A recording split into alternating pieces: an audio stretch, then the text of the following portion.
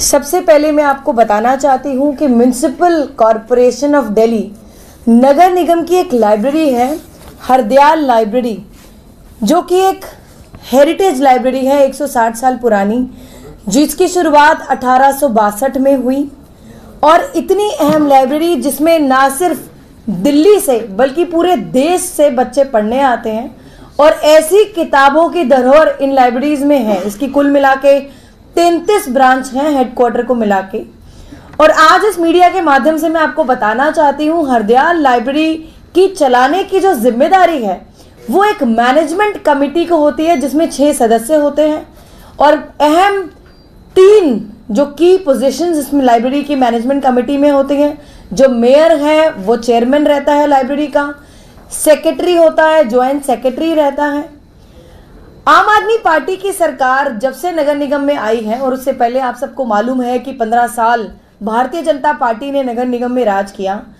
और हम लोगों के आने से पहले भारतीय जनता पार्टी की एक पार्षद पूनम पराशर, जो इस लाइब्रेरी की सेक्रेटरी रही 2021-22 में, 2021-22 से लेके 2023 तक आप सबको पहले भी ये बात मालूम है कि जितने भी एम्प्लॉयज हैं, जितने कर्मचारी हैं लाइब्रेरी के, धरने पर बैठे रहे। 32 माह तक ये अपने वेतन की लड़ाई लड़ते रहे। हमारी सरकार आने से पहले भी हमने इनको आश्वासन दिया कि आम आदमी पार्टी की सरकार आएगी तो इनकी हर समस्या का समाधान होगा। हम लोगों ने काफ़ी बार इनको जाकर मिले, धरने से हमने इनको उठाया। माननीय मुख्यमंत्री अरविंद केजरीवाल जी के निर्देश अनुसार इन लोगों को हमने धरने से उठाकर आश्वासन दिया कि इनका वेतन दिया जाएगा। अब मैं आपको थोड़ा बैकग्राउंड में लेकर जाना चाहूंगी कि जब पूनम पराशर 2017 और 22 तक वो पार्षद रही, भारतीय जनता पार्टी की पार्षद, कैसे भारतीय जनता पार्टी की जो जितने भी पार्षद हैं, जितने भी नेता हैं, कितना कर्मचारियों के हित में काम करते आए हैं, आज मैं उस मीडिया के माध्यम से आपको बताना चाहती हूँ। 2021 और 22 में ये सेक्रेटरी रही लाइब्रेरी की। 33 जो ब्रांच हैं उसको चलाने की जिम्मेदारी इनकी रही। और उस टाइम 1 साल के दौरान नॉर्थ एमसीडी में 50 लाख का ग्रांट नगर निगम द्वारा इनको दिया गया। साउथ एमसीडी की लाइब्रेरीज की ब्रांचेस के लिए 1 करोड़ का ग्रांट इनको दिया गया।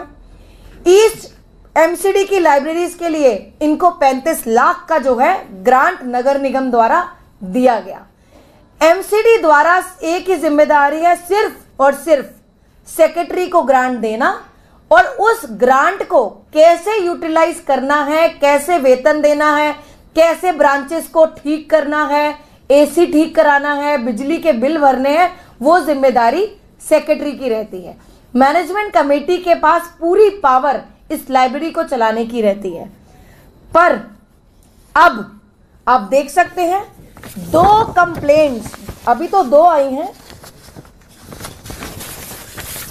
पूनम पराशर जी की मेरे डाक के माध्यम से मेरे दफ्तर में आई हैं, जिसमें एक एक करके इनकी कंप्लेंट्स दर्ज की गई हैं और इंक्वायरी की मांग की गई है। पहली कंप्लेंट ये है कि इस लाइब्रेरी में पूनम पराशर जी ने अपने बेटे को असिस्टेंट केयर टेकर की डेजिग्नेशन दिलवाई, जिसमें 35,000 प्रति माह का जो वेतन है वो उसको दिया गया। नंबर 2 जो कि पूरी तरह से गैर कानूनी है। दूसरा, पूनम पराशर जी ने अपने हस्बैंड को इस लाइब्रेरी में सब्सक्राइबर बनाया, वो भी गैर कानूनी है।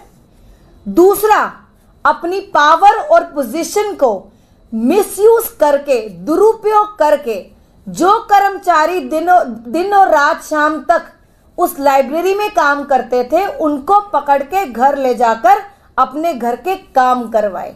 ये आप कर्मचारियों से भी पूछ सकते हैं। अब रही बात तीसरी कंप्लेंट की।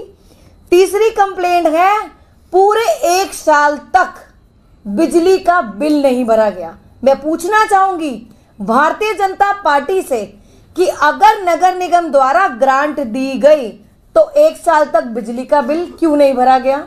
6 महीने तक पूरी लाइब्रेरी अंधेरे में रही, बच्चों को पढ़ने में असुविधा रही और अब माननीय मुख्यमंत्री अरविंद केजरीवाल जी की आदेश अनुसार 5 लाख 5.5 लाख का बिजली का बिल ग्रांट मिलने के बाद हम लोगों ने भरकर वहां पर बिजली चालू करवाई।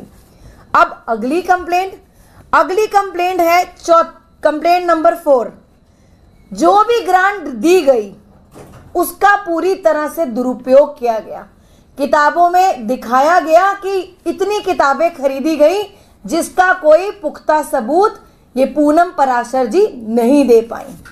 उसके बाद जो उनकी सैलरीज देना चाहिए थी इस पूरे ग्रांट अमाउंट से 32 महीने तक सैलरी नहीं दी गई। 21 और 22 की जो जिम्मेदारी थी वो पूनम पराशर जी की थी।